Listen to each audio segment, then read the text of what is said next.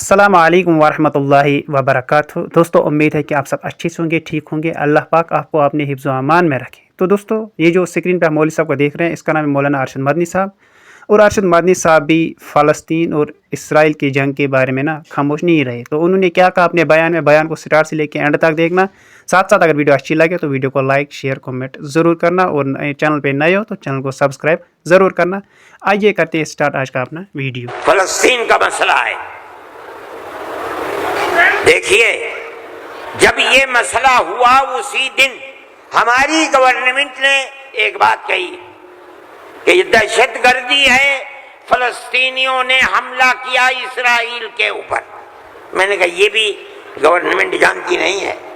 जब मैंने अगले ही दिन बयान दिया कि ये गलत है, इसराइल को बनाने वालों ने बनाया था, बैतुल मुक़द्दस इसराइल से बाहर था, फ़लस्तीन आजाद था। इसराइल ने अमेरिका की मदद से और यूरोप की मदद से बैतुल मुक़द्दस को, फ़लस्तीन को, तमाम फ़लस्तीन के ऊपर जबरदस्ती हमला करके फ़लस्तीनियों को गुलाम बनाया और अपने अंदर दाखिल कर लिया। फिर यही नहीं, 2-4 साल के बाद हमला किया शाम के ऊपर और गोलान की जो पहाड़ियां थी उनको अपने कब्जे में ले लिया। जब इसराइल बना, न फ़लस्तीन, न बैतुल मुक़द्दस, न गोलान की पहाड़ियां, कोई चीज फ़लस्तीन में नहीं थी। अब फ़लस्तीनी उठे अपनी आजादी के लिए। अगर तुम इनको दहशतगर्द कहते हो तो मैं कहता हूं गांधी जी भी दहशतगर्द थे। जमीयत उलमाए हिंद जिंदाबाद, मौलाना अरशद मदनी नारे तकबीर। उसके बाद से फिर कभी ये बात नहीं आई। लेकिन मैं ये कहता हूं कि जिस नजरिए को लेकर उठे, इसका मतलब ये है कि कुछ जानते बूझते नहीं है। कैसे कह दिया उन्होंने? उनको देखना चाहिए था तारीख। अगर खुद नहीं पढ़ते, पढ़े हुए लोगों से पूछना चाहिए था, वो बताते आपको कि हो क्या रहा है। मेरे भाई, मैं ये बात कहता हूँ कि जमीयत उलमा की एक तारीख है और जमीयत उलमा इस चीज़ के ऊपर है। हमारा इस वक्त का मसला सिर्फ एक ही मसला नहीं, बहुत मसाइल है, लेकिन वक्फ तरमीमी बिल का मसला भी यही है, जिसको जानने की ये हमारा मजहब है।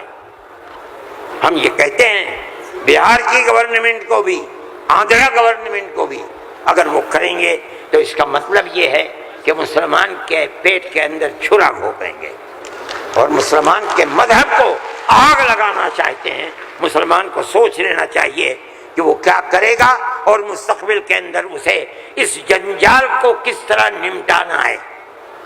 हम एक बात कह रहे हैं और हमें ये कहने का हक है, इसलिए कि दस्तूर के खिलाफ है। दस्तूर ने हमें मजहबी आज़ादी दी है। आप वक्फ को मजहब नहीं समझते, लेकिन इसलिए नहीं समझते कि ना आप कुरान को जानते हैं, ना आप हदीस को जानते हैं। हज़रत उमर रज़ी अल्लाह तआला अन्हु ने अपना एक बाग वक्फ करने की नबी करीम अलैहिस्सलातु वस्सलाम से इजाज़त चाहिए, जो खैबर में था। आपने फरमाया मेरी राय ये है कि तुम बाग को वक्फ मत करो, बल्कि बाग की खजूरों को वक्फ कर दो फुकरा और मसाकिन के लिए, इसलिए कि बाग तुम्हारा रहेगा। बाग इसका मोहताज है कि तुम उसकी देखभाल करो। वक्फ कर दोगे कोई देखभाल नहीं करेगा। बाग तुम्हारा है, तुम उसकी देखभाल करो, जो फल उसके ऊपर आएगा वो फकीरों को और मोहताजों को तकसीम कर दो। उन्होंने ऐसे ही कर दिया। मेरे भाई, वक्फ 1400 साल से चला आ रहा है। अल्लाह ने कुरान में फरमाया है, रसूलुल्लाह ने हदीस के अंदर फरमाया है। और चूंकि ये मजलिस इसकी नहीं है, वरना तो बेशुमार औकाफ हैं। खुद नबी करीम अलैहिस्सलातु वस्सलाम ने अपनी जिंदगी के अंदर वक्फ किए हैं। यह हमारा मजहब है। आप क्यों उसके अंदर दखल देते हैं?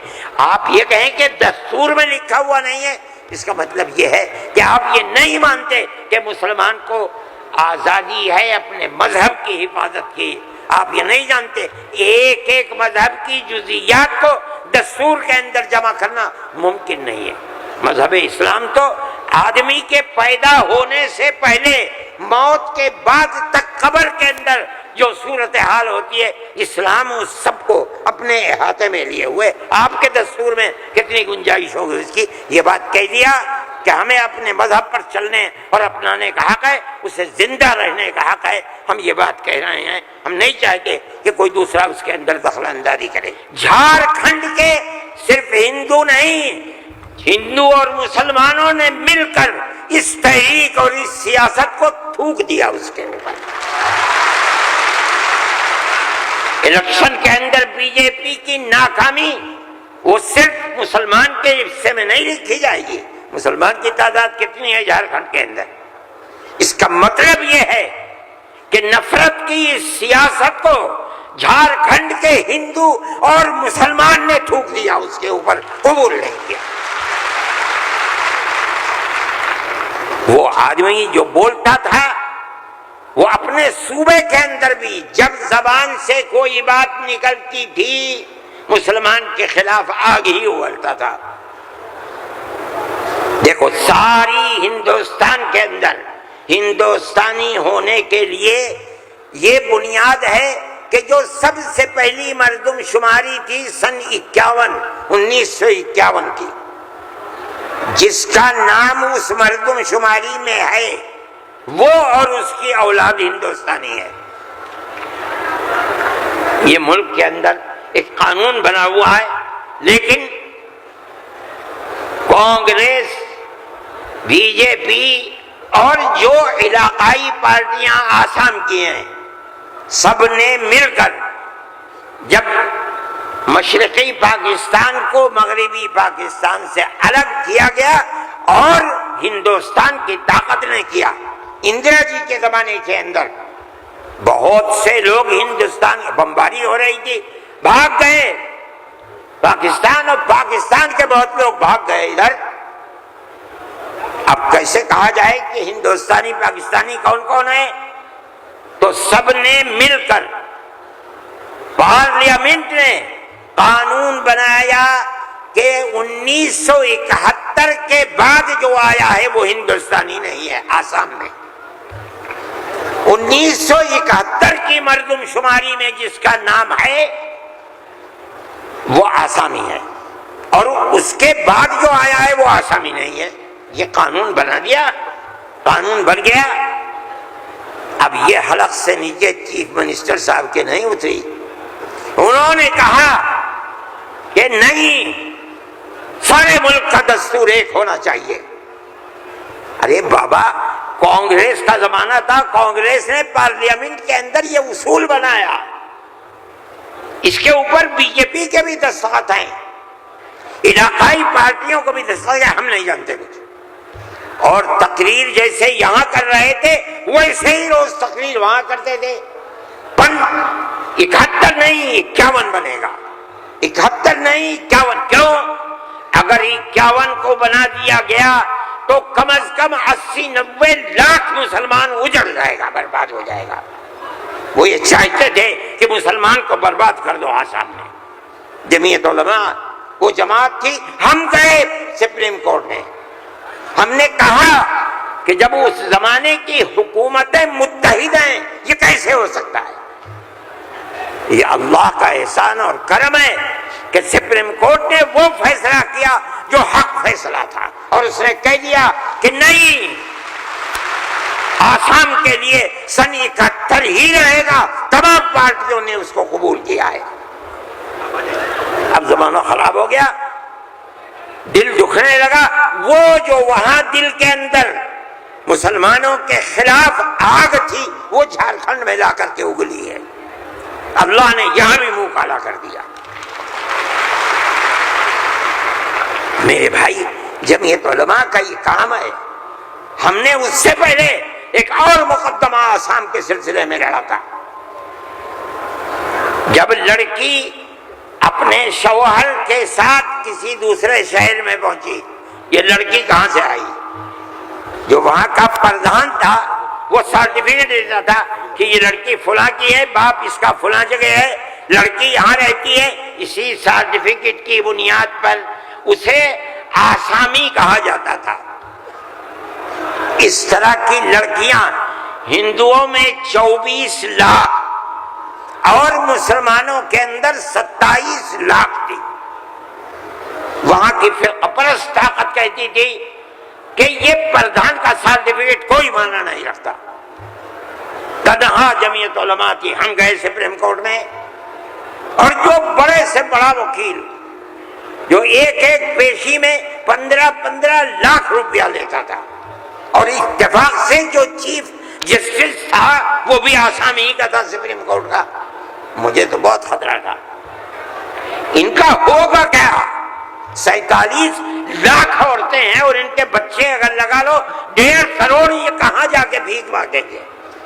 نہ کوئی مکان خرید سکتے ہیں، نہ جائیداد خرید سکتے ہیں، نہ ان کے بچے پڑھ سکتے ہیں، یہ کیا کریں گے؟ اللہ کی قدرت کا کرشمہ ہے کہ اس کے اندر بھی جمعیت علماء کو ایسی کامیابی ہوئی کہ مسئلہ ختم ہو گیا۔ 47 لاکھ ہندو مسلمان جینے کا حق انہیں مل گیا۔ ایک چیز ہے، جمعیت علماء ہندو مسلم کی بات نہیں کرتی، ہمیں اس سے کوئی مطلب نہیں۔ جمعیت علماء کہتے ہیں مولانا ارشد مدنی، نعرہ تکبیر، مولانا ارشد مدنی قدم بڑھاؤ، جمعیت علماء ہند۔ ہم یہ کہتے ہیں کہ ہم ہر ایک کے لیے کام کرتے ہیں، جمعیت علماء کا یہ کردار ہے۔ ابھی آپ کے سامنے بلڈوزر کی تحریک آئی، ہم نے یہ دیکھا کہ چیز دن بدن بڑھتی جا رہی ہے، اور اس آگ کے اندر یہ نہیں کہا جا سکتا کہ 100% مسلمان ہے، لیکن 95% مسلمانوں کے گھر گرائے جا رہے ہیں۔ سارے ہندوستان میں جمعیت علماء ہند سپریم کورٹ میں گئی اور ہم نے جا کر کے یہ بات رکھی، تحریک چلتی رہی، ہم نے یہ بات کہی کہ یہ کیسے ہو سکتا ہے جس گھر کو ماں باپ نے بنایا، اس گھر کے اندر ایک لڑکے نے کوئی کام ایسا کر دیا کہ جو کام گورنمنٹ کے خلاف ہے، آپ کی سیاست کے خلاف ہے، آپ اس مکان کو بلڈوزر چلا کر گرا دیں، وہ ماں باپ کہاں جائیں گے بوڑھے؟ اس کی بیوی بچے کہاں جائیں گے؟ اس کی بہن بھائی کہاں جائیں گی؟ اس کی اولاد کہاں جائے گی؟ بھئی آپ اس کو پکڑ کر کے جیل میں ڈالیے، یہ اپنی زندگی کو صاف دکھلانے کے لیے مقدمہ لڑے گا، آپ اس کے گھر کو کیسے گرا سکتے ہیں؟ مگر یہ بات کسی کی سمجھ میں نہیں آتی تھی۔ ہم اللہ کا شکر ادا کرتے ہیں کہ ہماری اس آواز کو اللہ نے قبول فرمایا، اور اس طرح قبول فرمایا کہ اب کون مائی کا لال ہے، ذرا گھر کا توڑ کے تو دکھلائے۔ نعرہ تکبیر، جمعیت علماء ہند، مولانا ارشد مدنی۔ میرے بھائی، یہ فیصلہ دینے والے مسلمان نہیں تھے، مدرسے کے پڑھے ہوئے نہیں تھے، یہ وکیل جو سپریم کورٹ سے لڑ رہے تھے مدرسوں کے پڑھے ہوئے نہیں تھے، ہندو تھے۔ اس کا مطلب ہے کہ ملک کے اندر آج بھی لاکھوں نہیں کروڑوں ہندو ہیں جو مذہب سے اوپر اٹھ کر دکھ سکھ میں ایک دوسرے کے ساتھ شریک رہنا چاہتے ہیں۔ ہم اپنی 1400 سالہ اسی تاریخ کو زندہ کرنا چاہتے ہیں، زندہ رکھنا چاہتے ہیں۔ جمعیت علماء اس کے لیے کھڑی ہوئی ہے۔ ہم ہر جگہ جاتے ہیں، اس کو نہیں دیکھتے کہ کون ابو حنیفہ کا ماننے والا ہے، کون آدمی اہل حدیث ہے، کون غیر مقلد ہے، کون جماعت اسلامیہ، کون ہندو ہے، کون مسلمان ہے، ہم نہیں دیکھتے۔ اگر ظلم و تشدد ہو رہا ہے ہم وہاں جاتے ہیں۔ سیلاب آیا کیرلا کے اندر، ہم پہنچے، ہم نے مکانات 2 کروڑ روپیہ خرچ کیا، مکانات کی تعمیر کرائی، مکانات کو بنوایا۔ مسلمانوں کے مکانات بھی تھے، ہندوؤں کے مکانات بھی تھے، عیسائیوں کے مکانات بھی تھے، جاؤ جا کر کے دیکھو۔ ہم نہیں کرتے یہ کام۔ بنگال کے اندر سیلاب آیا، لاکھوں آدمی اجڑ گئے، ہم نے وہاں کیمپ لگائے، ایک ایک کیمپ میں 2700 صبح 2700 دوپہر میں کھانا کھاتے تھے، کوئی تمیز نہیں کون ہندو ہے کون مسلمان، جو مصیبت کا شکار ہے آئے ہمارے دسترخوان کے اوپر کھانا کھائے، یہ ہمارا کردار ہے۔ میرے بھائی ان تمام چیزوں کو سمجھنا چاہیے۔ یہ مجھے آج حیرت ہوتی ہے، وزیر اعظم کا خطاب سن کر مجھے حیرت ہوئی، ایسا لگتا ہے کہ جسے پڑھ لکھ کر کے نہیں خواہ بخواہ بول دیے۔ چیف منسٹر کے خطاب کو آج میں نے سنا، میں نہیں سنتا ہوں زیادہ، مجھے فرصت ہی نہیں ملتی پڑھنے پڑھانے سے، میں کہاں سے سنوں گا؟ جو خطاب ان کے جھارکھنڈ میں ہوئی ہے مجھے حیرت ہوئی، مگر زیادہ حیرت نہیں ہوئی اس لیے کہ وہ زخم خوردہ ہیں۔ سپریم کورٹ کے فیصلے نے ان کے مزاج کے اندر گڑبڑی پیدا کر دی ہے، اس لیے وہ ایسی بات کہتے ہیں۔ سب لوگ اسی ملک کے رہنے والے ہیں، جو اس ملک کا ہے اس کو مکمل اختیار ہے۔ دستور ہماری بنیاد ہے، ہم اس دستور کو زندہ رکھنا چاہتے ہیں۔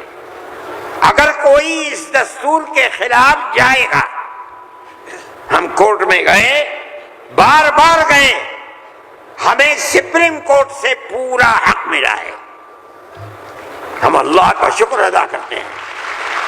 ہمیں حق دینے والے مسلمان نہیں ہیں۔ 100% سپریم کورٹ کے جج جہاں ہمارے فیصلے گئے وہ ہندو تھے، ہندوؤں نے فیصلے کیے ہیں۔ اس کا مطلب ہے کہ ہمارے ملک کے اندر آج بھی 2-4 نہیں، لاکھ 10 لاکھ بے شمار لوگ ہیں کہ جو ہندو مسلم مذہب سے اوپر اٹھ کر ایک دوسرے کے ساتھ پیار و محبت کا معاملہ رکھنا چاہتے ہیں، اور جو طاقتیں ملک کے اندر نفرت کو پیدا کر رہی ہیں، ملک کے اندر ایک بہت بڑا طبقہ ہے جو اس نفرت کی سیاست کو ملک کی تباہی کا سبب سمجھتا ہے۔ جمعیت علماء کی یہ تحریک ہے، ہم اسی لیے آپ کے پاس آئے، ہم وقف بل کو ایک مذہبی مسئلہ سمجھتے ہیں۔ آپ اس بات کو سمجھیے، لوگ نہیں کہتے، میں تو سچ بات کہہ دیتا ہوں، آپ کے اس صوبے کی حکومت وہ بیساکھی ہے جس کے اوپر مرکزی حکومت ٹکی ہوئی ہے، یہ بھی اس کے اندر شریک ہے۔ وہ کہتے ہیں کہ ہم مسلمانوں کو کوئی تکلیف نہیں پہنچنے دیں گے۔ میں نے جو بات کہی ہے اسی لیے کہ یہ آواز ان تک پہنچے کہ وقف کو زندہ رکھنا یہ ہمارا مذہبی فریضہ ہے، ہمارا مذہب ہے وقف۔ اگر آپ اس کی تائید کریں گے تو مسلمان خود فیصلہ کرے کہ آپ کی گورنمنٹ آپ کے مذہب کو زندہ رکھنا چاہتی ہے یا آگ لگانا چاہتی ہے۔ جمعیت علماء ہند زندہ باد، مولانا ارشد مدنی، نعرہ تکبیر، اللہ اکبر، ارشد مدنی قدم بڑھاؤ، تمہارے ساتھ ہیں، جمعیت علماء ہند زندہ باد۔ میرے بھائی، تیسرا مسئلہ مدرسوں کا مسئلہ ہے۔ مدرسے 2 طرح کے ہیں، ایک وہ مدرسے ہیں جو گورنمنٹ سے امداد لیتے ہیں، ایک وہ مدرسے ہیں جو گورنمنٹ سے 1 پیسہ بھی نہیں لیتے۔ ہم پہلے سے کہتے تھے، لوگوں سے بلاتے تھے کہ پیسہ مت لو، یہ ہو نہیں سکتا کہ گورنمنٹ دے اور تم سے لینا، یہ نہیں ہو سکتا۔ آج سے تقریباً 15-20 سال پہلے دلی کے اندر ایک میٹنگ بلائی، بہار کے لوگ بھی اس وقت گورنمنٹ میں تھے، یہ بھی تھے، اور وہ یہ تھی کہ مدرسے والوں کو ہم پیسہ دیں گے۔ سب نے منع کر دیا کہ ہم نہیں جائیں گے۔ میں نے یہ سوچا کہ مجھے جانا چاہیے، چنانچہ میں چلا گیا وہاں۔ مجھے اسٹیج پر بنا دیا، اس کے اندر بڑے بڑے وزراء بیٹھے ہوئے تھے، ارجن سنگھ بھی تھے اور دوسرے لوگ تھے۔ وہاں تقریر کرنے والوں نے تقریر کی مدرسوں کے خلاف، میں خاموش بیٹھا رہا۔ اس کے بعد مجھ کو کہا کہ آپ بولیں، میں بولے۔ میں نے ان سے کہا کہ آپ نہیں جانتے کہ مدرسوں کا کردار کیا ہے۔ میں آپ کو بتاتا ہوں، جب 1857 کے اندر لوگوں کا قتل عام ہو گیا تو اب ملک کی آزادی کے لیے جہاد کرنے والے مجاہد ہی ختم ہو گئے۔ جن لوگوں نے جہاد کیا تھا وہ جیل میں پکڑے گئے۔ جب عام معافی کا اعلان ہوا تو علماء نکلے اور سر جوڑ کر بیٹھے۔ 57 میں جہاد ہوا تھا، ٹھیک 9 سال کے بعد 1866 میں دارالعلوم کی بنیاد رکھی۔ کیوں؟ اب مجاہد زندہ نہیں رہے، دارالعلوم میں جنگ آزادی کے لیے مجاہدین کی فیکٹری بنانی تھی، وہ ہے دارالعلوم کے اوپر۔ مدارس اسلامیہ زندہ باد، جمعیت علماء ہند زندہ باد، نعرہ تکبیر، اللہ اکبر، مدارس اسلامیہ، اللہ اکبر۔ اس فیکٹری سے بڑے بڑے ہزاروں مدرسے بن گئے۔ جہاں دنیا میں جائیے، نیو یارک میں چلے جائیے، واشنگٹن میں چلے جائیے، لندن میں چلے جائیے، ساؤتھ افریقہ میں چلے جائیے، اور ایشیا کے اندر تو جس ملک میں قدم رکھو یہیں کے فارغ ہیں یا یہاں کے فارغ ہونے والے کے شاگرد ہیں جنہوں نے مدرسے بنا رکھے ہیں۔ یہ مدرسے در حقیقت ملک کی آزادی کی ضمانت ہیں۔